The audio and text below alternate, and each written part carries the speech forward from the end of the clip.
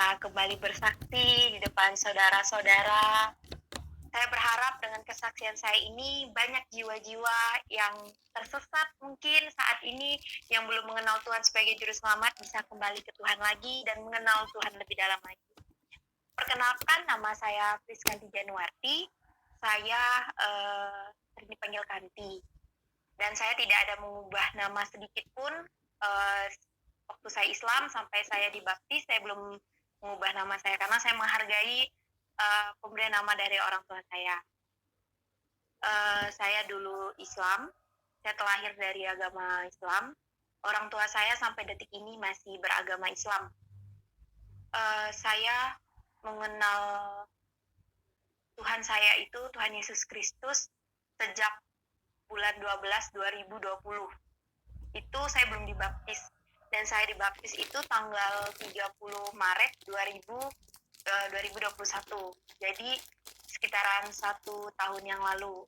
Nah, kenapa sih saya sebenarnya suka sih bersaksi ini karena di sini saya selain membuat iblis itu menangis, kalah, saya juga merasa saya ini semakin kuat dengan saya menceritakan masa lalu saya. Dan harus saya bacakan juga firman Tuhan yang saya ambil dari kesaksian saya di 1 Yohanes 5 ayat 10. Barang siapa percaya kepada anak Allah, ia mempunyai kesaksian itu di dalam dirinya. Barang siapa tidak percaya kepada Allah, ia membuat dia menjadi pendusta, karena dia tidak percaya akan kesaksian yang dia berikan Allah tentang anaknya. Nah, ada juga di Matius 10 ayat ke-32. Setiap orang yang mengakui aku di depan manusia, aku juga akan mengakuinya di depan Bapakku yang di sorga. Yang ke-33, tetapi barang siapa menyangkal aku di depan manusia, aku juga akan menyangkal di depan Bapakku di sorga. Nah, sebenarnya kalau saya bacakan yang Matius 10 tadi itu membuat hati saya itu bergetar. Karena saya nggak mau kalau saya itu tidak diakui di depan Bapa yang ada di sorga. Sedangkan saya ini hidup untuknya. Saya mati hidup untuknya. Dan apapun yang saya lakukan, itu saya mau melakukan dengan secara kudus. Bukan karena untuk orang lain. Maka dari itu, sedikit saya ceritakan latar belakang saya. Sampai detik ini ibu dan bapak saya masih beragama Islam. Saya dulu itu, kalau saya ceritakan ini benar-benar pahit sekali. Saya 2004, umur saya 4 tahun, saya sudah merasakan, apalagi anak umur 4 tahun itu kan udah ngerti kan orang tua marah atau apa. Nah, saya sudah bisa merasakan orang tua saya itu lagi tidak baik-baik saja. Tidak baik-baik saja, sering bertengkar. Ya, maklumlah dalam rumah tangga kan.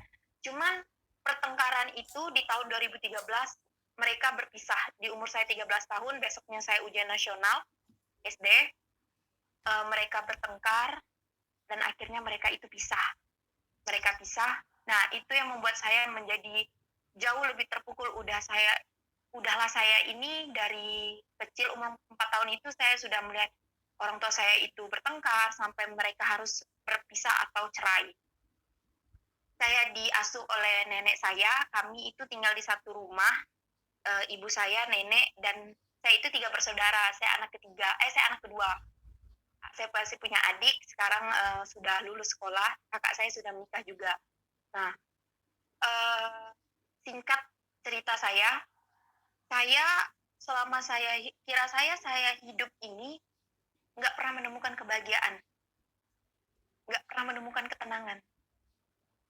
Nah, kalau dibilang saya dari keluarga yang tidak mampu, nenek saya orang mampu. Tapi bukan saya orang tidak ada apa-apanya. Nenek saya orang mampu, dia orang terpandang juga di keluarga-keluarganya. Nah, tapi bukan berarti kita itu banyak harta, membuat hidup kita itu enak. Malahan jauh dari prediksi saya. Jadi saya ini malahan makin terbebani. Saya nggak mendapat ketenangan dan kedamaian pada saat itu. Saya sering sekali berdoa, ya Allah, ya Tuhanku, aku pengen kedamaian ya Allah, saya bilang seperti itu. Kedamaian yang belum pernah saya dapat. Karena saya ini untuk kasih sayang orang tua aja saya itu nggak dapat. Saya nggak lengkap mendapatkan kasih sayang seperti anak-anak yang lain. Orang tua ibu dan bapaknya lengkap, mendapatkan perhatian. Apalagi saya ini 3 saudara perempuan semua.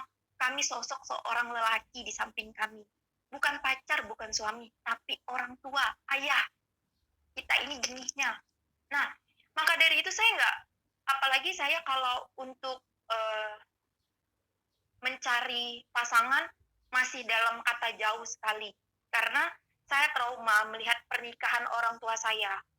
Karena sedikit-sedikit kalau misalnya ibu dan bapak saya bertengkar, ibu saya ini langsung lari ke rumah nenek saya, bawa barang-barang ke rumah nenek. Dikit-dikit bertengkar seperti itu.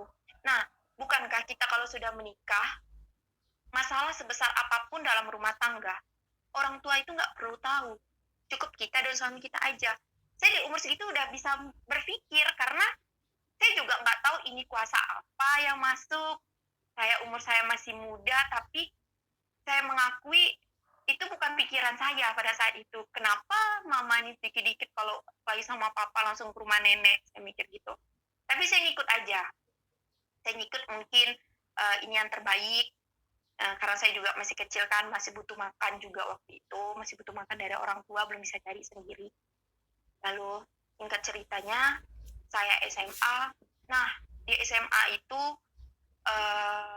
apalagi umur 17, jalan 18 itu kan sudah lewat sweet 17 kan, remaja meranjak dewasa. Banyak sekali ujian-ujian yang saya lewati, yang bahkan saya merasa itu berat. Dari ujian sekolah, masalah di sekolah, masalah di rumah, sampai masalah saya sama teman-teman saya. Nah, saya berpikir ya mungkin masalah itu emang harus saya lewati. Kalau saya tidak lewati atau saya lari dari masalah, apa bedanya saya seorang pecundang? Belum lagi tuntutan dari orang tua. Saya dikatakanlah saya ini anak kedua, tapi harapan mereka itu ke saya. Karena ibu saya sering bilang gini, Kanti sama kakaknya dan adiknya yang lebih pintar Kanti. Dia bilang, ya kenapa mama saya bisa bilang gitu? Saya bisa masuk sekolah terfavorit di kota saya. Murni tanpa nyogok sama sekalipun. Saya murni belajar, beda dengan kakak dan adik saya. Nah, bukan berarti kakak saya nggak murni. Kakak saya itu masuk, bisa dikategorikan ya sekolah bagus juga. Adik saya masuk sekolah terfavorit juga, tapi melewati zona. Jadi jarak sekolah ke rumah lebih dekat. Jadi itu yang ditamakan untuk masuk. Jadi mama saya itu melihat saya ini lebih menonjol. Ya wajar sih beliau bilang seperti itu, karena beliau juga yang mengurus saya dari kecil. Saya lebih menonjol, katanya saya lebih pintar. Bukannya saya sombong atau apa, melainkan itu tuh jadi beban untuk saya. Karena orang tua saya malah menyuruh saya, kamu harus seperti ini ya. Padahal saya nggak mau gitu. Ada banyak sekali cobaan-cobaan yang datang pada saya nggak bisa sebutin karena cukup banyak sekali, sampai akhirnya saya merasakan cobaan itu tuh datang ketika saya sudah selesai sekolah. Ada satu tuntutan orang tua saya yang nggak bisa saya ceritakan di sini, yang membuat hati ini menjadi, aku nggak bisa, saya tidak bisa, karena itu bukan juga haknya saya. Ya saya tahu, walaupun ya orang-orang di luar sana mungkin menginginkannya, tapi tidak bagi saya. Jadi saya menangis pada saat itu di bulan 12, saya menangis, karena ibu saya menyuruh saya kuliah, tapi saya maunya kerja. Saya menangis. Di saat saya tertidur itu, dengan air mata saya masih ada. Sebelum saya tidur, saya masih sempat berdoa, ya Allah ya Tuhanku, ampunkanlah dosa-dosa ibuku, kasihilah dia Tuhan, seperti dia mengasihiku di waktu aku kecil. Itu kan membuat saya sering sekali setelah sholat, Allahumma firli wali walidayya warhamhuma kama rabbayani shaghira. Nah, itu sering sekali saya ucapkan setelah saya sholat. walaupun ya bisa dikatakan saya itu kalau untuk mengaji aja kurang, karena semenjak saya hatam Al-Quran itu SD, setelah hatam Quran saya nggak ada buka-buka Al-Quran lagi karena saya sudah terfokus berpikir untuk kedua orang tua saya yang sudah hancur berantakan, dan membuat pikiran saya itu nggak fokus untuk sekolah, untuk sekolah, untuk mengaji, sholat itu pun kata orang bisa belang-belang kambing. Nah, saya tidak mendapatkan ketenangan juga pada saat saya mendapatkan cobaan-cobaan itu. Yang saya balik lagi ketika saya tidur itu sambil menangis. Saya nggak tahu kenapa kalau tidur nangis itu enak, adem gitu. Mata saya itu rasanya adem, padahal kalau nangis itu kan panas. Seperti ada orang yang menepuk pundak kanan saya. Saya tahu itu tuh suara laki-laki. Padahal suara itu tuh yang membuat saya itu nyaman. Tapi itu bukan suara papa saya, bukan suara kakek, bukan suara siapapun. Dan suara itu tuh asing. Dan dia berkata, kau berhak menjadi hambaku, dan kau berhak menyembahku. Nah, saya pikir, kok orang ini ngomongnya seperti ini? Bangun dari tidur saya, tiba-tiba sudah pagi. Nah, saya langsung pergi kerja, siap-siap pergi kerja, prepare pergi kerja. Sampai di tempat kerja, saya tanya nih sama dua teman saya. Yang satu yang muslim, yang satu yang non-muslim. Yang sama muslim. Aku tadi malam mimpi ini loh. Dia berkata seperti ini. Terus yang muslim bilang, itu cuma bunga tidur. Dia bilang, mungkin kau kecapean. Tapi mimpinya itu beda. Saya bilang, ya udah. Singkat cerita, saya tanya lagi sama yang non-muslim nih. Aku tadi malam mimpinya ini, kan? Coba kau langsung ke gereja. Tiba-tiba dia itu langsung nyudutkan ke gereja. Nah, tersontak di hati ini kayak berkata, yuk pergi. Seperti ada dorongan, tarikan buat saya itu ke gereja. Padahal saya nggak mau pada saat itu kan. Cuman hati ini berkata, lebih baik gereja aja kali ya. Untuk mendapatkan, mungkin di sana ada jawabannya. Tapi karena saya nggak punya waktu untuk ke sana dan saya nggak punya teman juga, teman saya yang satunya itu kami nggak pernah satu shift, nggak pernah sama-sama off juga. Jadi kalau misalnya saya off, ya kerja. Jadi saya nggak punya teman lagi untuk datang ke gereja gitu kan. Jadi cara saya buat mencari tahunya, saya buka lagu rohani. Lagu yang pertama kali saya dengar itu judulnya Engkaulah Perisaiku. Yang lagu seperti Engkaulah perisaiku saat badai hidup menerpaku, firman-Mu di dalamku tenangkan jiwaku, bukan berdiri di tengah badai dengan kekuatan yang Kau berikan. Sampai kapanpun bukan bertahan, karena Yesus selalu menopang hidupku. Nah, saya tuh mendengar kalimat-kalimatnya itu, kenapa Yesus menopang hidup orang-orang Kristen? Kenapa ya? Nah, di situ saya bertanya-tanya. Apalagi saya ini kan sudah dari dulu didoktrin nggak boleh tahu agama yang lain, karena menurut ibu saya waktu itu ngomong sama saya, agama yang dimuliakan, agama yang dijanjikan masuk surga itu hanya agama Islam.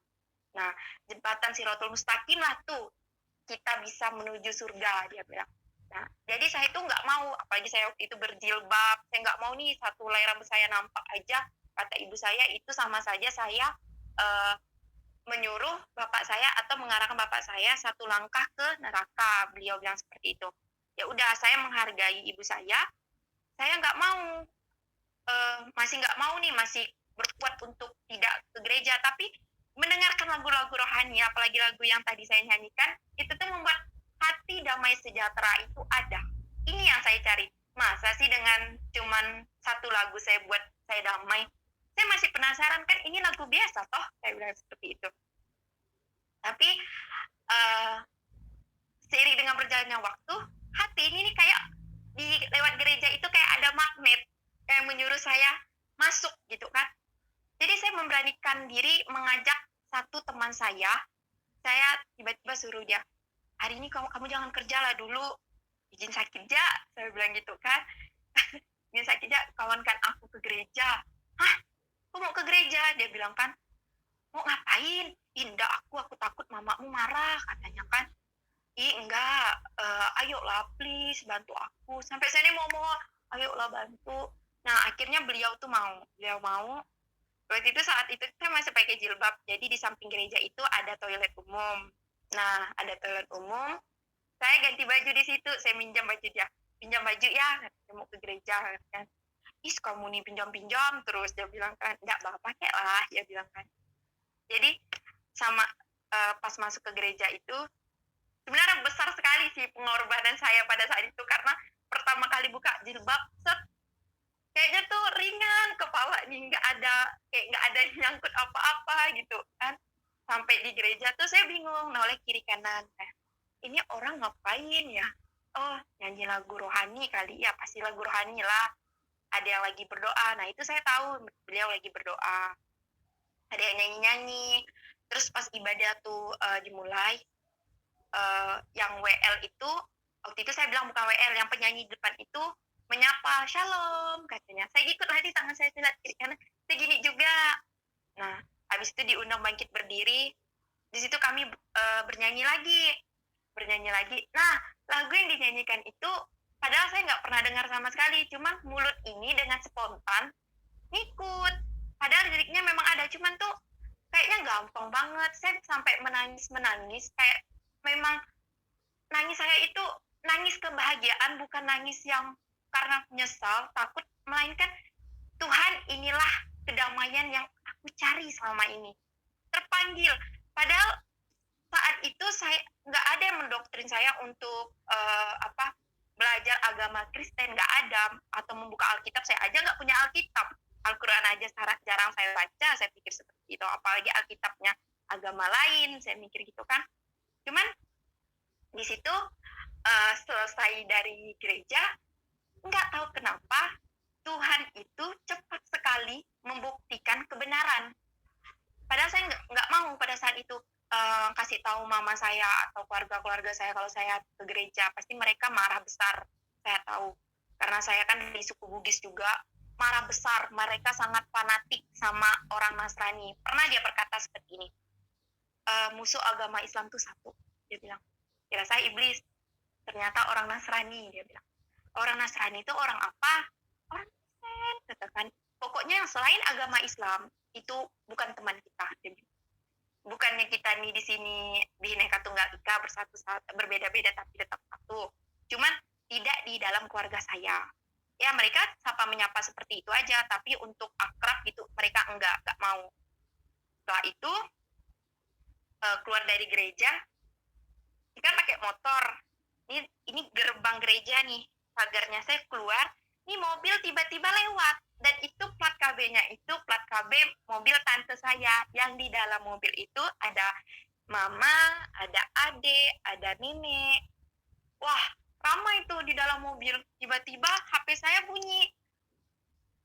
Mama nelpon, nggak saya angkat nih. Saya suruh teman saya, ngebut, kata saya bilangnya. Saya bilang gitu, itu mobil mama aku di belakang. Saya bilang gitu kan. Ngebut lah teman saya ini sampai di tempat makan, karena selesai dari situ saya mau bekerja, teman saya nggak kerja tapi saya tetap kerja, masuk siang kan. Ibu saya ngechat seperti ini, mama saya ngechat seperti ini, bagus, ini saya pakai logat Pontianak aja, bagus kok ya katanya kan, sampai kau buka kerudung, ini yang aku mau nih, ini yang aku mau dari kau nih katanya kan, memang kau anak kaper, dia bilang gitu. Ini marah dia, karena saya tahu kalau mama saya udah chat kayak gitu, nah ini marahlah orang tuanya, saya bilang kayak gitu kan. Tapi saya tuh bukan makin takut, makin suka gitu kan, kayaknya tuh nggak ada beban. Padahal sebelumnya kan saya kan merasa hidup hidup saya tuh benar-benar pahit gitu kan, tapi rasanya tuh senang. Udah dapat kedamaian gitu kan, rasanya tenang, masalah-masalah yang di belakang-belakang pun nggak ingat lagi, apalagi masalah sekarang, oh udah lagi masalah baru gitu kan, gampang lah bujuk mama nih, nanti jelasinnya sekian gitu kan. Pulang dari pulang dari tempat kerja, saya telepon teman saya, halo kamu di mana? Ih, mama aku datang ke rumah aku, kata dia bilang. Benar lah, kata saya bilang. Ya, mama kau datang sama tante kau, kata dia bilang kan. Aduh, berdebar nih, berdebar. Nah, lupa saya tadi cerita, sebelum saya keluar dari gereja itu, saya ada ketemu sama satu ibu rohani saya. Nah, dia yang menyuruh saya ikut DC itu kumpulan orang-orang Kristen yang untuk bersekutu, untuk bersatu, untuk saling menguatkan. Kami biasa di situ setiap hari Jumat.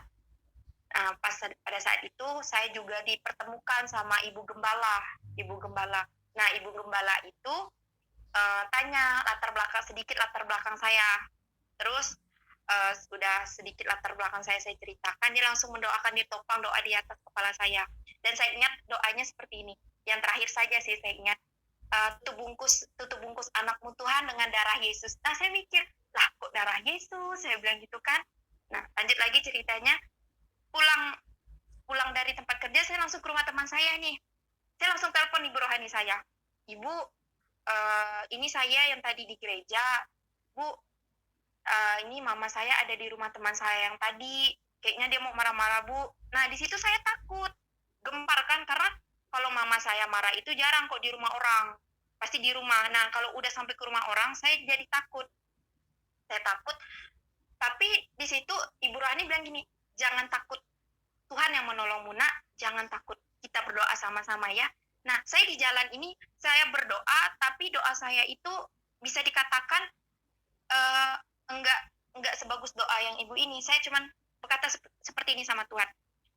Tuhan, jika ini jalan yang benar, kasih satu pertanda Tuhan, kalau memang jalan yang saya pilih ini jalan yang benar, jangan engkau keluarkan air mata saya ketika saya nanti ketemu sama ibu saya. Tapi jika jalan yang saya pilih ini jalan yang salah, keluarkanlah air mata ini Tuhan. Karena saya kalau melihat ibu saya menangis, saya pasti ikut menangis.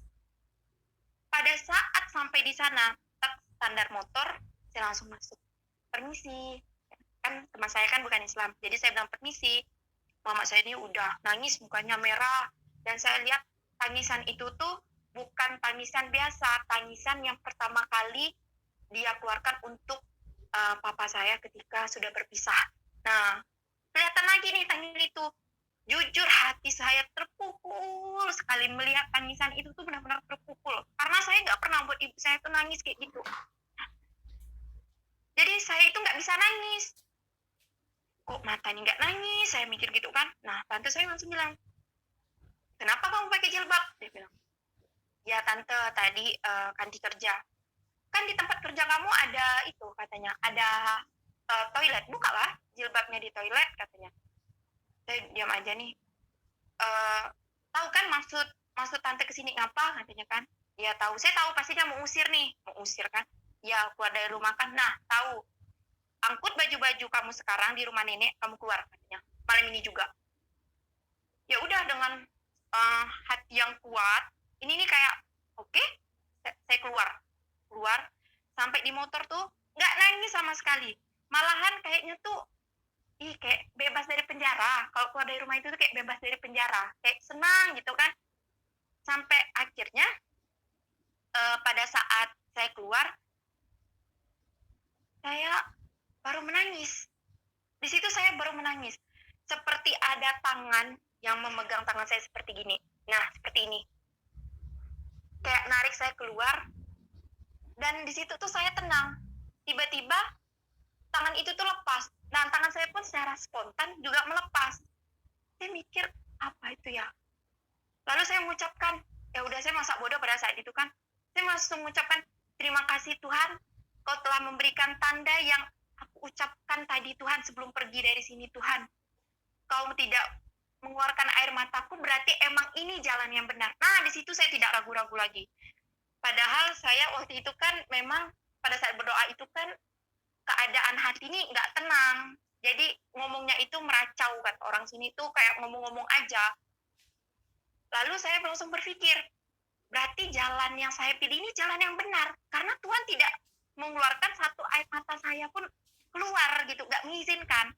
Nah, saya dapat itu di firman Tuhan setelah saya sudah bisa membaca Alkitab di Yesaya 41 ayat 13. Sebab aku ini Tuhan Allahmu, memegang tangan kananmu dan berkata kepadamu, janganlah takut, akulah yang menolong engkau. Nah, di situ sebelum saya tahu isi firman Tuhan ini sudah kejadian di hidup saya sebelum saya bisa membaca Alkitab, belum menyentuh Alkitab, sudah tertera di Yesaya 41 ayat 13. Jadi saya berpikir, berarti isi di Alkitab ini belum saya baca pun sudah kejadian duluan di hidup saya. Jadi saya tidak pernah ragu-ragu lagi, saya tidak takut. Singkat cerita, setelah itu saya diusir dari rumah. Diusir, besok paginya saya off, itu di tanggal 15 saya diusir dari rumah, terus saya cari kos-kosan. Sedangkan saya gajian itu kan di akhir bulan, tanggal 30. Jadi, nggak ada uang sama sekali. Akhirnya saya minjam uang sama teman saya untuk ngekos. Sedangkan kos saya tuh 600.000 per bulan. Uang sama sekali nggak saya pegang. Saya cuma pegang uang waktu itu nggak sampai 100 ribuan. Cukup ya beli air minum lah, gitu kan. Saya cari kos yang dekat dengan rumah juga, masih satu jalan dengan rumah saya. Saya telepon bapak kosnya. Pak, boleh nggak kalau saya bayar kosnya setengah bulan dulu, karena saya gajian ini di tanggal 30. Nanti saya saya bayar langsung 600.000 di tanggal 1, jadi enak penghitungannya, Pak. Oh boleh, kata bapak kosnya. Puji Tuhan, apa yang membuat saya ini bimbang, membuat saya khawatir itu, Tuhan kasih jalan terus untuk saya. Kasih jalan terus, jalan yang lebar untuk saya, jadi nggak ada kendala apapun. Jadi saya merasa enteng aja. Saya ambil barang-barang saya waktu itu pakai Grab ngambilnya, saya ambil barang-barang, karena lumayan banyak juga, tapi saya nggak ada membawa satu harta pun yang dikasih sama ibu saya. Saya nggak ada bawa cincin emas, saya nggak ada bawa anting-anting atau kalung atau apapun. Saya cuma membawa motor saya yang saya beli sendiri. Itu keluar dari rumah, banyak sekali tanggungan saya. Motor saya masih kredit waktu itu 1.350.000, handphone masih kredit 850.000, bayar kos 600.000. Coba saudara bayangkan gimana saya itu bisa mencukupkan angka-angka itu dalam kehidupan saya selama 1 bulan. Saya aja biasa mikir, aduh, banyak sekali pengeluaranku ya. Saya mikir kayak gitu. Apakah bisa gaji saya ini nutup? Malahan gaji saya itu minus karena gaji saya UMR di sini 2.500.000 minus. Tapi saya nggak khawatir sama sekali. Saya yakin Tuhan pasti menolong. Sesuai di dalam firman Tuhan dalam Yohanes 15 ayat 16, bukan kamu yang memilih aku, tetapi akulah yang memilih kamu. Dan aku telah menetapkan kamu supaya kamu pergi dan menghasilkan buah, dan buah itu tetap, supaya apa yang minta kepada Bapa di dalam namaku diberikannya kepadamu. Terus di dalam Yohanes 14 ayat 6, akulah jalan kebenaran dan hidup. Tidak ada seorang pun yang datang kepada Bapa kalau tidak melalui aku. Nah, saya membaca firman Tuhan ini, saya langsung terkonek dengan kehidupan saya. Tuhan tidak bakalan meninggalkan saya sendiri. Walaupun saya sendiri, saya serba kekurangan, tapi Tuhan selalu mencukupkan dengan caranya sendiri, dengan zatnya sendiri. Dan saya percaya itu. Saya alami dengan hidup saya bercerita bukan mengada-ngada, karena saya sendiri yang mengalaminya. Jadi membuat saya itu semakin kuat, semakin bertambah jiwa saya, semakin kuat keimanan saya, karena di saat saya lagi kesusahan pun, saya tidak merasa susah. Hidup saya yang kurang pada saat itu, Tuhan cukupkan dengan caranya, dengan tangan Tuhan sendiri. Seiring berjalannya waktu, ada satu hari ketika saya mau pergi kerja. Saya pergi kerja, nggak tahu kenapa, di depan saya itu seperti ada tali yang membentang. Itu tali wifi. Pada saat itu setelah kejadian saya tahunya itu tali wifi. Saya melihat di depan tuh nggak ada apa-apa. Saya bawa motor, langsung ini tali langsung set katanya. Langsung kayak gini ke leher saya. Cuman kalau emang tali wifi itu ngikat banget di sini, otomatis kan, saya contohin pakai kalung saya aja, otomatis kan ininya kan pasti ikut kena juga ya nggak sih? Nah, ikut kena juga. Jadi pada saat itu, saya langsung motor saya jalan sendiri, saya udah bergantung di tali wifi, kayak gantung diri gitu. Saya udah lihat saya dengan kunang-kunang mata saya, motor saya itu jalan sekitaran, nggak tahu, kurang lebih 1 meter mungkin ya, karena nggak jelas juga, jatuh sebelah kiri. Terus saya langsung nggak sadarkan diri, tiba-tiba saya ada di rumah orang. Ternyata abang wifi itu bilang, saya nggak lihat kakak kalau kakak lewat, katanya bilang gitu kan. Iya bang, saya juga nggak lihat bang kalau abang tuh lagi tarik kabel, saya bilang kayak gitu. Ya makanya saya aja kaget. Nah sama-sama kaget di sini. Saya juga nggak bisa menyalahkan karena saya ini nggak tahu mau ngapain. Saya langsung telepon supervisor saya izin, saya fotokan, saya lihat luka saya ini. Saya aja tuh jujur kalau ingatnya tuh takut karena sampai berdarah-darah. Ini sampai koyak. Untung nggak kena nadi.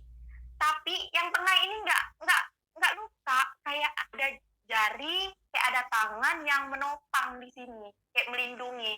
Karena kalau saya praktekin sekarang, kalau kita tekan ini kan sakit ya, tapi mungkin tangan Tuhan, udah pasti itu tangan Tuhan yang menopang, tangan Tuhan yang melindungi. Dia nggak mau anak kesayangannya ini, anak yang baru dipilihnya ini, kenapa?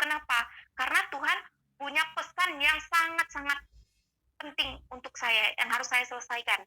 Nah, di situ saya langsung telepon kakak angkat saya waktu itu orang Cina. Saya telepon, tolong ke mana? Ke kos, soalnya kan dia abis kecelakaan. Saya nggak cerita ini, soalnya nggak bisa ngomong. Saya langsung diantar sama tukang wifi itu. Untung tukang wifi itu jujur ya. Saya tunjukin alamat kos saya, emang nggak jauh dari tempat saya kejadian, tempat saya jatuh itu. Langsung nggak lama itu Cece langsung ada juga. Cece langsung lah diobatinya pakai betadine. Ayo, dia bilang kan, kenapa lukamu nih? Katanya kan, kena apa, gimana ceritanya? Nah, saya ceritain lah sama beliau. Beliau aja tuh kayak, kok nggak masuk akal ya? Kata, kok ininya nggak kena ya? Dia bilang, nggak tahu gak, Ceh. Kuasa Tuhan lah. Nah, di situ malamnya saya ikut komsel. Nah, dapat nih hadiah dari ibu rohani saya, Alkitab. Setelah saya pulang komsel, nanti ibu mau kasih kamu hadiah, katanya. Kira saya hadiah apa kan? Rupanya Alkitab. Nah, ini nih, kalau menurut saya, Alkitab yang diberikan sama beliau itu lebih dari uang, lebih dari segala-galanya. Karena emang ini yang mau saya baca. Emang ini yang saya penasaran isi dalam ini nih apa. Karena saya lihat seperti kamus gitu kan, kalau saya lihat sekilas. Jadi pulang dari komsel, malamnya itu pulang dari komsel, luka ini nih makin tambah panas. Kayak ada korek api yang membakar di sininya. Kayak dikelilingi korek api gitu. Panas. Jadi saya tuh nangis. Apalagi saya nggak bisa ngadu ke siapa-siapa. Ke teman aja saya nggak mau mengadu gitu. Karena saya merasa, ini aku harus hidup mandiri. Harus hidup sendiri. Apalagi saya belum menikah atau apapun. Saya masih sendiri juga. Jadi semuanya itu serba sendiri. Jadi saya berpikir, oh ya udah deh, coba aku baca Alkitab aja. Saya baca Alkitab, lalu setelah saya baca Alkitab sedikit, luka saya ini makin tambah panas. Ya udah, saya tutup Alkitab, saya langsung pergi keluar sambil kipas-kipas. Nah, udah mulai agak dingin, saya tidur. Besoknya saya kerja. besoknya saya kerja. Nah, ada satu anak di tempat kerja saya itu, dia anak baru. Kan saya kan off waktu itu kan, ada anak baru. Tiba-tiba anak baru itu nyamperin saya. Tapi teman-teman saya ini udah berdiri di sekeliling-keliling saya ini. Nanyain kenapa gini-gini bisa kejadiannya. Soalnya katanya dari supervisor bilang cuman kecelakaan, nggak tahu cerita kronologisnya gimana, dia bilang. Nah, saya ceritain, gak lama ada anak baru itu nyamperin saya. Aku boleh lihat nggak luka kamu? Tanpa dia harus perkenalan dulu dengan saya. Boleh, Kak? Nah, saya liatin. Nah, tiba-tiba nangis. Beliau itu tiba-tiba nangis sambil nunjuk ke leher saya. Dan dia bilang kayak gini, ini luka bukan sembarang luka, sambil nangis. Ini luka karena pekerjaan keluarga kamu. Dan saat ini keluarga kamu sedang bekerja, dia bilang. Terus itu sontak di hati saya langsung. Di otak saya juga connect. Oh, jangan-jangan ini diguna-guna sama nenek, sama mama. Karena keluarga saya itu, kalau saya boleh jujur, mereka masih percaya dengan hal-hal yang mistis, bisa disebut dengan okultisme, di mana okultisme itu kepercayaan terhadap hal-hal yang sihir seperti dukun, yang intinya yang jahat lah. Jadi di situ saya langsung berpikir seperti ini, kok bisa nenek ini kayak gini ya? Tapi saya masih nggak mau berprasangka langsung mau nelpon atau marah-marah, saya nggak mau, karena kalau dalam Islam bilang tuh seuzon, takut seuzon. Nah, lalu pulang dari tempat kerja, ini luka ini makin tambah panas ya. Jadi saya kipas-kipas terus nih, kipas-kipas. Saya langsung baca Alkitab lagi, karena saya takut nih omongan kakak-kakak yang tadi ini bilang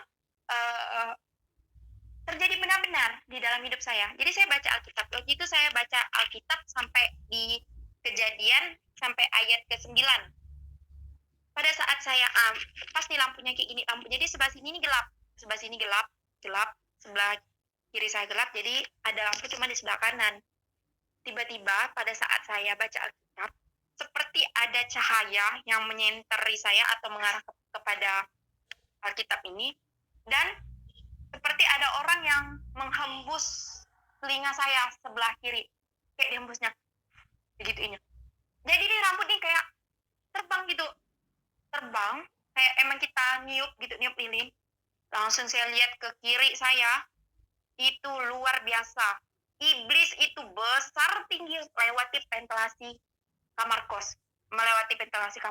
Saya nggak bohong, itu benar-benar saya lihat. Saya langsung teriak, Alkitab saya lempar. Karena pintu kos nggak saya kunci. Pada saat itu saya lupa kuncinya. Nggak tahu saya lupa atau apa, karena anak-anak kos tuh bisa masuk. Karena saya teriak nih. Masuk, saya udah garu-garu kepala, saya udah nutup-nutup mata, takut, karena emang takut. Mereka langsung hidupin lampu tengah kamar kos tuh. Karena saya itu bacanya itu kan agak ke belakang, ada dapurnya juga. Kos tuh ada dapurnya juga. Dia langsung dihidupinnya. Kamu kenapa? Katanya kan. Teman-teman kos tuh langsung masuk. Dia lihat Alkitab tuh berdiri, kayak ada orang yang megang Alkitab ini, berdiri aja gitu, kayak ada megang. Jadi teman saya langsung ngambil, dalam nama Yesus, katanya, dalam nama Yesus. Saya itu sempat terdengar di telinga saya, langsung dia mendoakan saya. Nggak tahu dia mendoakan saya dengan cara beliau seperti apa, saya juga nggak tahu. Jadi hati ini jadi jauh lebih tenang. Pas saya membuka mata, saya ngeliat tuh sosok itu tuh masih ada, sosok roh jahat itu masih ada. Dia berwarna hitam besar tinggi. Di situ saya nggak mau masuk ke kamar, saya tidur di kamar sebelah. Besoknya saya telepon ibu rohani saya. Sebenarnya malam itu udah saya telepon, cuman beliau nggak angkat karena beliau sudah tidur. Kejadiannya itu jam 12 malam, jam 12 lewatan gitu lah. Saya telepon beliau paginya. Kenapa Kanti? Saya ceritain yang tadi malam apa yang saya lihat itu. Saya ceritain. Datanglah tim pendoa dari gereja untuk mendoakan kamar itu. Lebih pastinya dikuduskan kamarnya. Jadi pada saat dia mendoakan kamar itu, udah diurapinya juga dengan minyak kudus, kata ibu rohani saya waktu itu. Lalu minyak urapan di pintu-pintunya sampai kamar mandi, sampai dapur-dapurnya juga. Terus beliau bilang, kamu tanggal 30 kamu baptis ya, katanya. Nah, padahal kalau saudara dengar lagi cerita saya kan keluar tanggal 15 Maret, tapi saya baptis tanggal 30 Maret. Jadi nggak sampai 1 bulan, setengah bulan aja saya sudah dibaptis gitu. Saya belum ikut kelas baptis juga atau FC 1 dalam gereja saya namanya FC 1, baru saya dibaptis. Nah, pada saat hari itu tanggal 30 jam 1 saya ikut kelas baptis. Sorenya saya langsung baptis. Ketika baptis, mujizat Tuhan terjadi lagi di dalam hidup saya. Luka yang tadi ini belum kering ini, tiba-tiba ngelupas malamnya. Ngelupas, ngelotek, kayak luka tuh udah kering, udah lama keringnya, padahal luka itu cukup dalam, apalagi kulit leher ini kan lembut dibanding kulit tangan, ya lebih lembut, lebih tipis juga. Nah, terus lukanya ini dalam, tiba-tiba itu cepat banget keringnya setelah saya dibaptis. Nah, setelah saya dibaptis itu, lukanya itu langsung kering, saya langsung bingung. Kok cepat banget, saya mikir gitu. Nah, mungkin Pak Bombom bisa buka foto baptis saya. Waktu itu saya baptis cuma berdua sama orang. Nah, itu foto baptis saya. Yang di sebelah kiri saya itu ada Ibu Emma, Bu Rahma atau dibilang sering dipanggil Emma. Nah, sebelah sana itu ibu rohani saya yang menuntun saya, yang mengajarkan saya membaca Alkitab juga. Singkat cerita, malamnya itu kan langsung ngelotek ya. Nah, saya bingung kenapa ini langsung ngelotek. Nah, saya percaya itu kuasa air baptis, kuasa Roh Kudus, kuasa Tuhan Yesus yang membuat luka ini karena katanya kan bukan luka sembarang luka, kata teman saya yang tadi tuh, yang anak baru itu. Bukan luka sembarang luka. Tapi lukanya itu hilang. Besoknya saya kerja, anak perempuan yang bilang luka saya bukan luka sembarang luka itu nggak masuk kerja dia. Nggak masuk kerja, tiba-tiba menghilang beliau itu. Saya nggak tahu juga dia kemana, saya nggak tahu namanya siapa, saya belum sempat kenalan, karena saya melihat dia langsung tiba-tiba nangis, dan kami serontak semuanya juga merinding pada saat itu. Nggak tahu dia punya keajaiban untuk melihat atau apa sih juga nggak tahu, karena saya nggak kenal. Lalu beberapa hari kemudian ada adik saya datang. Adik saya, emang saya sama adik saya itu sangat dekat. Nah, di situ adik saya itu ngomong soal nenek saya yang bersangkutan dengan dukun. Anti, katanya, nenek sama mama tuh kemarin ada bawa kau ke dukun. Nah, gimana caranya? Saya bilang gitu kan. Nama kau ditulisnya, terus foto tangan kau, katanya kan, foto kau diserahkannya ke dukun. Waktu itu ada 2 orang, bukan dukun sih, saya lebih ke bilang orang pintar. Bawa ke 2 orang pintar ini, satu Syekh dan satu Loya. Loya itu yang biasa dipercaya oleh orang-orang Tionghoa, orang-orang Cina. Yang dukun bilang ini, kita tidak bisa mengambil kanti kembali. Bisa pun kita ambil, dia bakalan balik lagi. Dia bilang seperti itu. Dan keterangan yang Loya juga demikian. Dia ngomong pakai bahasa Cina, jadi yang bisa translatekan bahasa Cina itu ada mertuanya kakak saya. Nah, ditranslatekannya ke bahasa Indonesia. Jadi Loya itu bilang, dia juga anak ini nggak bisa kita ambil karena ada kuasa yang besar yang melindungi dia, yang membentengi dia, katanya kan. Ada kuasa besar, dan kuasa itu saya nggak mampu, katanya. Saya nggak mampu, saya nggak kuat, katanya. Nah, di situ dia mengakui kalau dia nggak mampu dan nggak kuat. Dia sebutin, mungkin nenek saya nanya pada saat itu ciri-cirinya seperti apa. Dia bilang itu seorang laki-laki, dia membawa tongkat. Dia bilang kayak gitu. Dia membawa tongkat. Nah, saya kan pernah nonton film sejarahnya Yesus Kristus mati di kayu salib. Beliau juga membawa tongkat kan, ketemu sama murid-muridnya, ada membawa, bukan pasti kayak kayu gitu. Nah, dia bilang dia membawa tongkat. Apa yang diomongkan sama adik saya itu, penafsirannya itu sama dengan apa yang saya lihat di kayu salib. Sama persis. Gambaran Yesus Kristus sama persis pada saat itu. Di situ saya langsung tersontak berpikir seperti ini. Kuasa yang besar. Langsung saya baca Alkitab pada saat itu. Saya dapat di Yohanes 10 ayat 28. Dan aku memberikan hidup yang kekal kepada mereka, dan mereka pasti tidak akan binasa sampai selama-lamanya. Dan seorang pun tidak akan merebut mereka dari tanganku. Berarti, apa yang diungkapkan oleh firman Tuhan ini, apa yang diungkapkan oleh Tuhan melewati firman Tuhannya, itu sudah terjadi. Sebelum saya membaca Alkitab pun, itu sudah terjadi dalam hidup saya. Sungguh luar biasa, saya bilang gitu. Jadi, secara tidak langsung saya juga ada menginjilin adik saya sedikit. Nih, di dalam Alkitab ada ini nih, saya bilang seperti itu.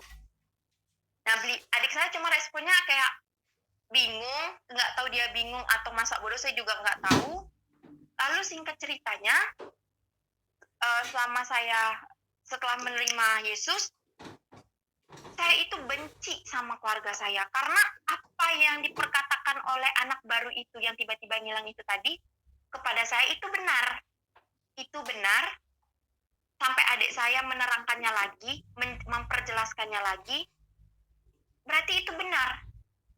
Membuat saya itu benar-benar, benci sekali saya sama keluarga saya. Cuman, saya membaca firman Tuhan, karena kita tidak boleh memusuhi, kita saling mengasihi, itu yang diajarkan Tuhan kepada kita. Itu masuk ke dalam Matius 5 ayat 44. Tetapi aku berkata kepadamu, kasihilah musuhmu dan berdoalah bagi mereka yang menganiaya kamu. Di Matius 6 ayat 14-15. Karena jikalau kamu mengampuni kesalahan orang, Bapamu yang ada di sorga akan mengampuni kamu juga. Tetapi jikalau kamu tidak mengampuni orang, Bapamu juga tidak akan mengampuni kesalahanmu. Saya langsung mikir, jangan sampai Tuhan nggak mengampuni kesalahan saya, sedangkan saya hidup dan mati saya untuk Dia. Bagaimana saya mau melayani Tuhan kalau saya itu masih dalam hidup yang merasa berdosa terus, merasa saya nggak mengakui kesalahan saya. Saya coba maafkan, saya coba kasihi nenek saya dan ibu saya itu. Dia nggak apa-apa kalau beliau mau dukunin saya. Kalau emang saya harus mati, sampai mati di tangan dukun itu, di tangan orang pintar itu, saya percaya saya mati hanya di tangan Yesus. Saya mati sudah mengenal Yesus Kristus dan nama saya sudah terdaftar di sorga. Jadi saya tidak takut juga, tapi Tuhan punya rencana yang lain. Saya tetap hidup sampai saat ini.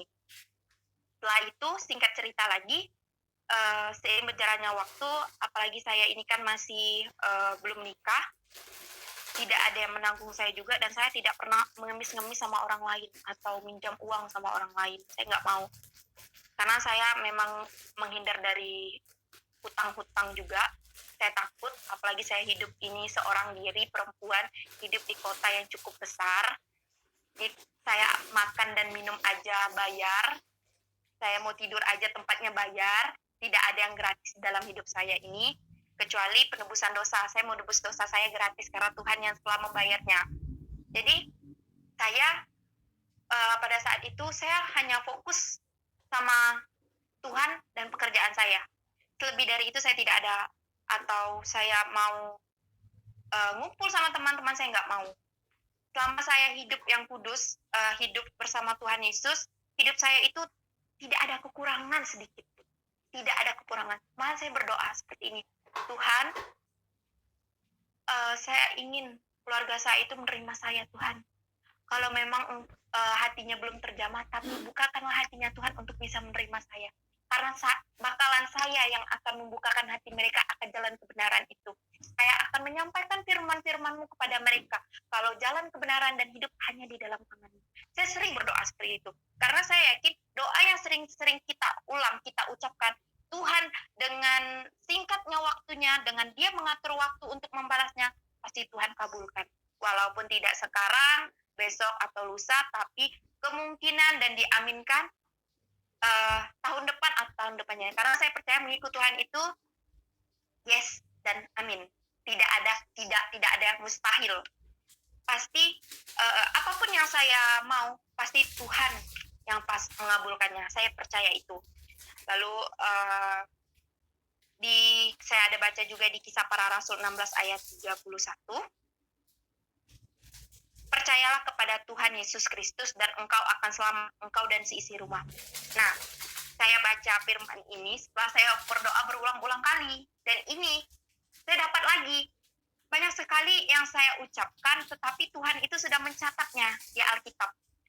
Tuhan sudah mencatatnya walaupun saya belum membacanya pada saat itu. Tapi Tuhan sudah catat. Nah, situlah kuasa Tuhan yang membuat saya itu jauh lebih yakin Tuhan itu hidup. Tuhan yang saya pilih ini Tuhan yang benar. Tuhan yang nyata, Tuhan yang tidak pernah mati. Tuhan yang hidup kekal di surga dan dia akan menjemput saya. Dia akan kembali lagi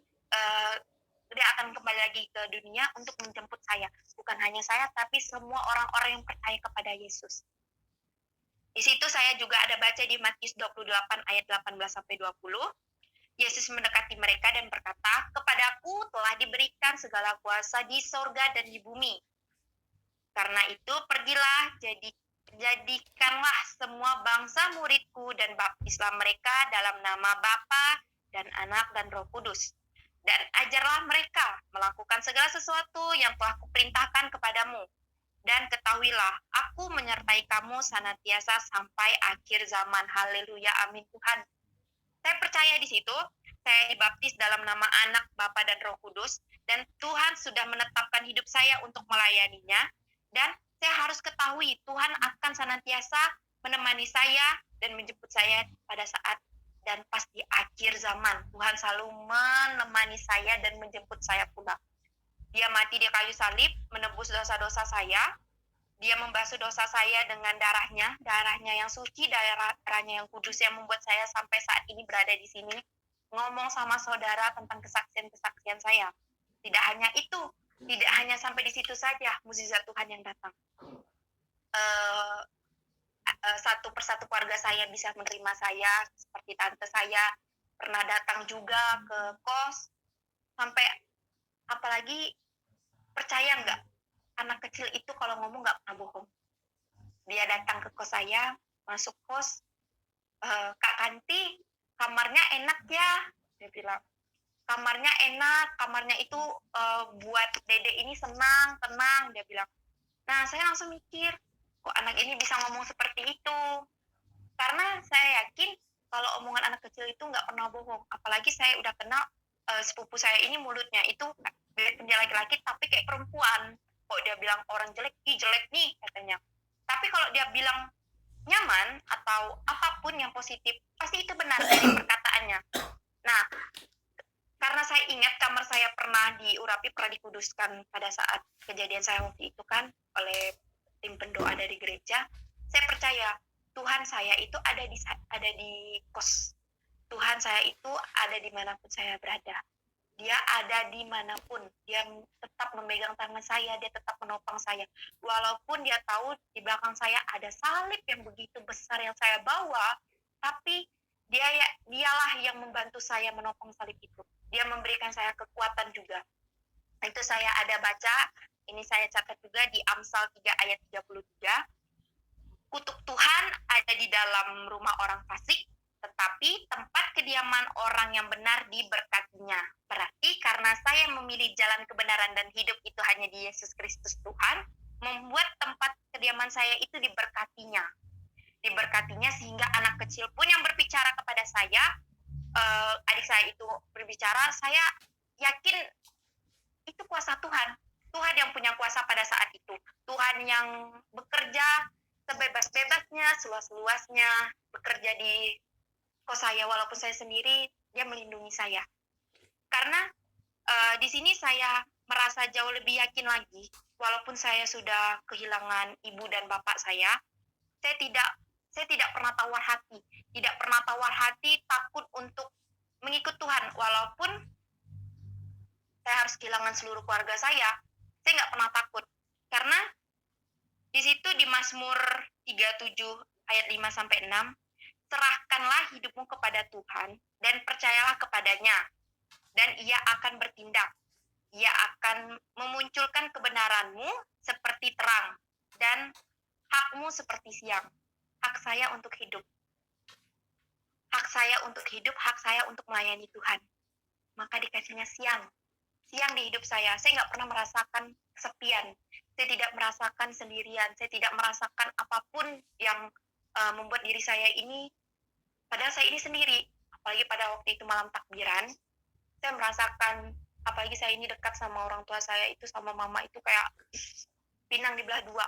Sampai orang-orang tuh bilang, Kanti sama mamanya itu dekat sekali. Kami tidur aja berdua, karena mama kan sama papa kan udah pisah. Adik saya tidur sama kakak saya tidur sama mama saya, satu tempat tidur. Apalagi kalau sebelum tidur dia suka ngelus-ngelus kepala saya.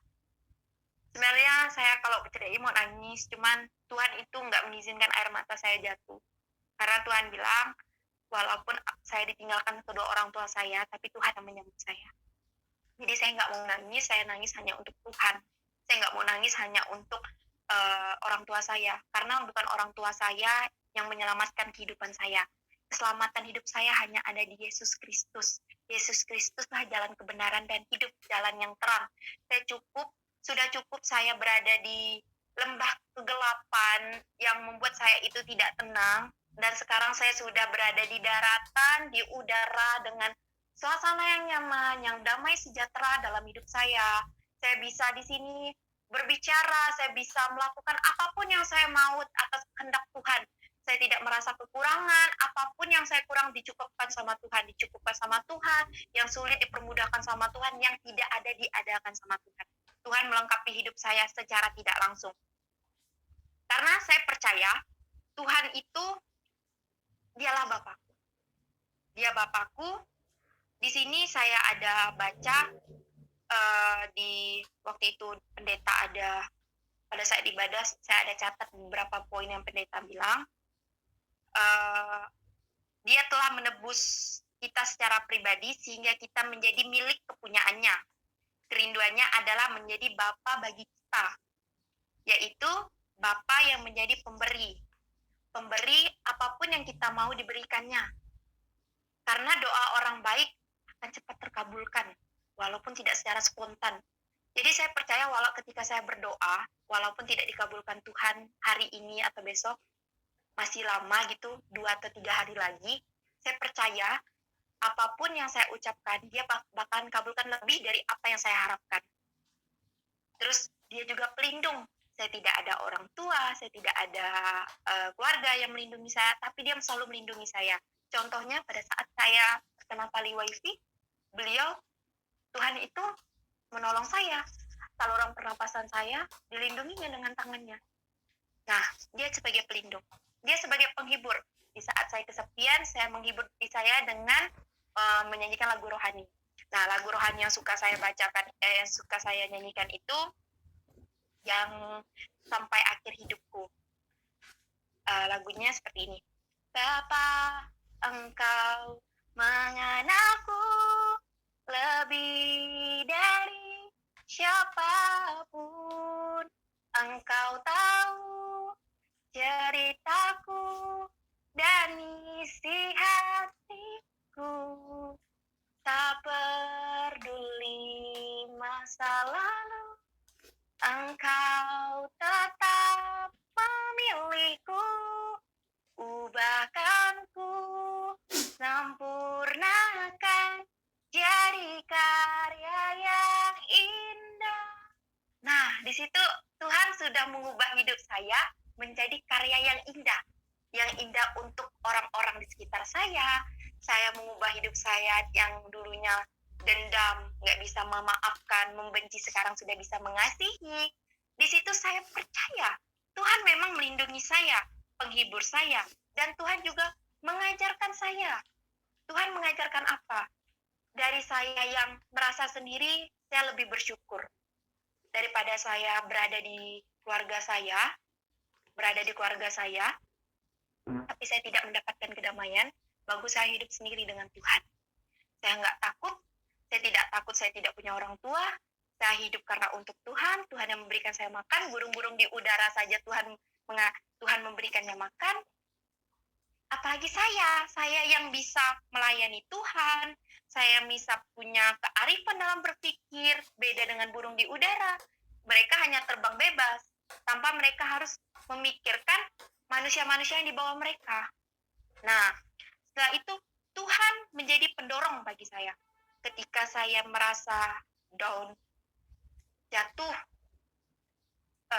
lemah semangat saya, Tuhan itu yang memotivasi saya. Tuhan tidak pernah membiarkan saya itu hidup menderita. Ada saja di serontak di pikiran saya, Tuhan itu menyuruh saya itu untuk melayaninya.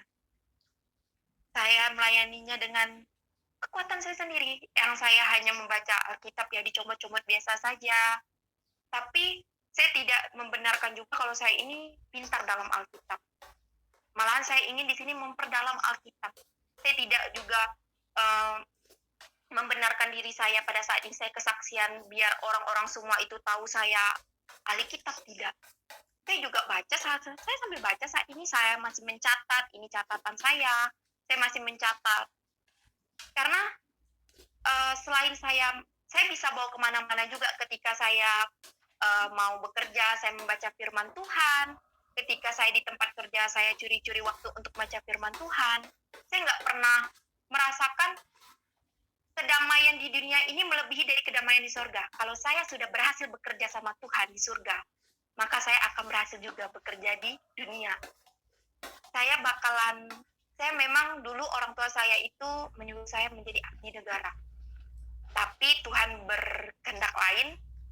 Tuhan menyuruh saya menjadi tentara di surga. Tentara di surga untuk melayani orang-orang yang belum mengenal Tuhan, menginjilkan mereka. Saya berharap sekali kalau misalnya pun saya ada kesempatan, saya yakin saya pasti ada kesempatan dengan cara Tuhan sendiri, dengan jalan Tuhan. Saya ingin sekali menjadi seorang pendeta. Karena kalau saya melihat pendeta-pendeta itu, wajahnya itu terang, aman, damai, sejahtera saya melihat mukanya. Makanya saya kalau ke gereja itu, biasa kan saya ibadah itu jam 7, jam 6 saya sudah di sana. Saya mau duduk yang paling depan. Yang paling depan saya mau menatap muka pendeta saya, pengembala saya. Saya berharap Tuhan, semoga saja 2-3 tahun atau 4 tahun lagi saya ada di depan. Saya ada berada di panggung, membawakan firman-Mu, meninggikan nama-Mu bersama anak-anak-Mu yang lain. Saya berharap seperti itu. Tuhan juga memberi upah bagi saya. Memberi upah apa? Dia menjanjikan saya itu bisa masuk surga, bukan dengan kebaikan saja. Percuma saya membaca firman Tuhan, saya membaca Alkitab, kalau bisa 24 jam saya membaca Alkitab, tapi hidup saya tidak seperti Alkitab. Saya masih hidup dalam lembah kekelaman, misalkan nih, dalam, apalagi sekarang ini kan zaman teknologi yang luar biasa, handphone itu bisa menjadi sarana iblis untuk menginfakkan pikiran kita. Karena di dunia ini ada dua kuasa yang ingin merebut diri kita ini. Kuasa roh jahat dan roh kudus. Dua-duanya sama-sama mau diunggulkan. Jadi kalau saya memilih roh kudus ini, roh kejahatan ini, berarti kemanakah saya? Ke neraka. Di dalam firman Tuhan yang saya baca, di Yohanes 15 ayat 5, akulah pokok anggur dan kamulah ranting-rantingnya. Barang siapa tinggal di dalam aku dan aku di dalam dia, ia akan berbuah banyak. Sebab di luar aku, kamu tidak dapat berbuat apa-apa. Jadi, kalau saya tidak ada di dalam Tuhan, saya memilih roh kejahatan, Tuhan juga tidak akan mengasihi hidup saya. Saya mungkin sekarang bisa dikatakan jadi perempuan yang nakal, bisa merebut suami orang untuk mendapatkan harta dunia, tanpa saya harus bekal untuk di akhirat nanti. Saya nggak mau itu terjadi. Lebih baik saya hidup apa adanya, saya memilih Roh Kudus yang menemani hidup saya, dari saya, apalagi saya ini kan dipilih sama Tuhan, bukan seperti saudara-saudara yang terlahir dari agama Kristen, yang sudah mengenal Tuhan dari sejak lahir, membuka mata langsung, oh Tuhanku benar. Sedangkan saya itu membuka mata saya saja, saya masih dalam agama Islam waktu itu. Nah, sekarang saya sudah berada di jalan keselamatan. Saya yakin jalan saya ini jalan yang benar. Tidak ada seorang pun yang bisa mengantarkan saya ke surga selain melalui Dia, melalui Tuhan kita Yesus Kristus. Karena Dia sendiri yang bilang jalan keselamatan dan hidup hanya ada di dalamnya, tidak ada di dalam lain. Tuhan boleh banyak, nabi boleh banyak, rasul boleh banyak, tapi Yesus Kristuslah Raja atas segala raja, Tuhan atas segala Tuhan. Dia membuat saya menjadi kepala bukan ekor. Pada saat saya menjadi ekor, dia mengubah wujud saya menjadi kepala. Saya bisa memandang semua orang yang membutuhkan pertolongan saya dengan kekuatan saya sendiri. Ya, memang saya bukan seorang yang kaya, tapi lebih baik saya kaya iman, kaya pemikiran tentang firman Tuhan daripada saya kaya harta. Karena kalau saya sudah kaya dalam iman, dalam firman Tuhan, saya sudah mendalami, saya yakin Tuhan pasti membantu saya. Memang Tuhan memberikan saya itu lama sekali prosesnya. Tapi dengan proses itu Tuhan mengajarkan saya, layak nggak anak ini saya pilih? Karena kita di dunia ini diseleksi untuk masuk surga. Kita ini lagi ikut kompetisi. Ini layak nggak masuk surga, dikasih cobaan. Ini layak nggak masuk surga, dikasih cobaan. Dan saya lah, di keluarga besar saya baru dijamah sama Tuhan. Dan saya saat ini sedang mengalami banyak sekali pencobaan yang Tuhan berikan, yang mana pencobaan itu tuh melebihi dari pencobaan yang ia rasakan, yang mati di kayu salib. Jadi kalau saya merasa diri saya itu lagi lagi hancur banget, sedih, saya pasti memandang salib. Di situ saya suka nyanyi, karena salibmu ku hidup. Nah, saya suka dengar lagu itu. Jadi saya kalau di kamar mandi saya nyanyi, apalagi bangun tidur, buka mata saya langsung saya memandang salib. Mengucap syukur di pagi hari. Saya mengucap syukur, terima kasih Tuhan saya bisa menghirup napas yang gratis ini. Karena kalau saya masuk rumah sakit, oksigen saya mahal. Nah, apalagi kalau saya susah bernapas, gitu kan. Oksigen di rumah sakit kan mahal tuh, bayar lagi. Ya saya nggak punya uang untuk sakit-sakit terus. Makanya saya biasa berdoa kepada Tuhan. Ya Tuhan, kalau saya belum tidur, jagalah diri ini Tuhan. Pakailah diri ini Tuhan, pakai tubuh saya ini untuk melayani Engkau. Jadikan saya ini biji matamu Tuhan, agar saya selalu bisa mandang kebenaran, agar saya bisa membantu orang-orang yang membutuhkan saya. Saya berdoa seperti itu. Dan puji Tuhan, puji nama Tuhan, saat ini saya berada di tengah-tengah orang yang seiman sama saya, dan saya sangat-sangat bersyukur, apalagi saya diundang untuk kesaksian di sini. Saya bisa berbagi kesaksian saya kepada saudara-saudara juga. Malahan saya berpikir seperti ini, semoga dengan saya bersaksi di sini membuat saudara-saudara itu yang lagi lemah iman menjadi kuat. Karena pencobaan-pencobaan yang saya ceritakan itu membuat diri saya juga kuat. Secara tidak langsung saya ingat lagi, oh Tuhan itu ajaib, Tuhan itu kuat, Tuhan itu memberikan saya kekuatan. Roh Kudus yang membantu saya. Dulu saya tidak bisa berdoa. Saya berdoa, gimana ya? Saya berdoa tuh kayak, ya Tuhan, Kanti mau berdoa. Semoga Kanti besok baik-baik saja Tuhan. Seperti itu.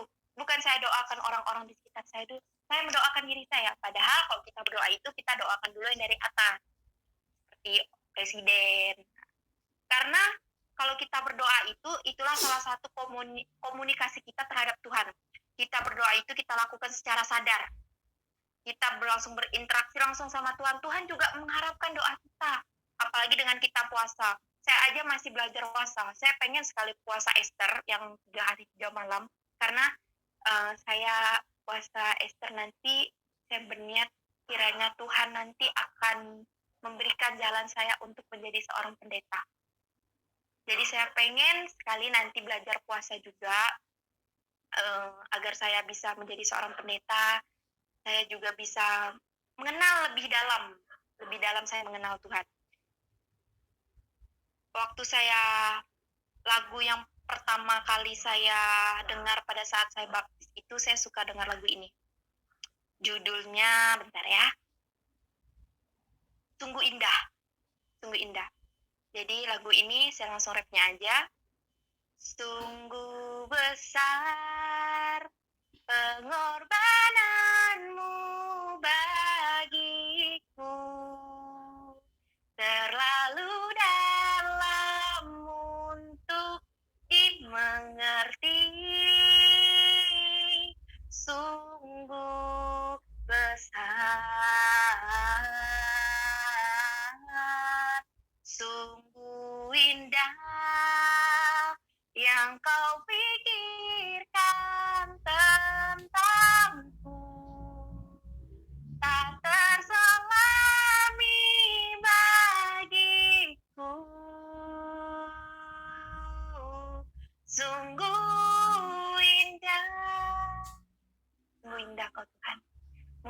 saja yang bisa saya sampaikan kesaksian saya. Semoga saudara-saudara bisa memahami apa yang saya rasakan.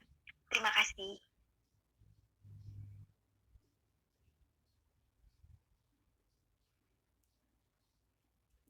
Ya,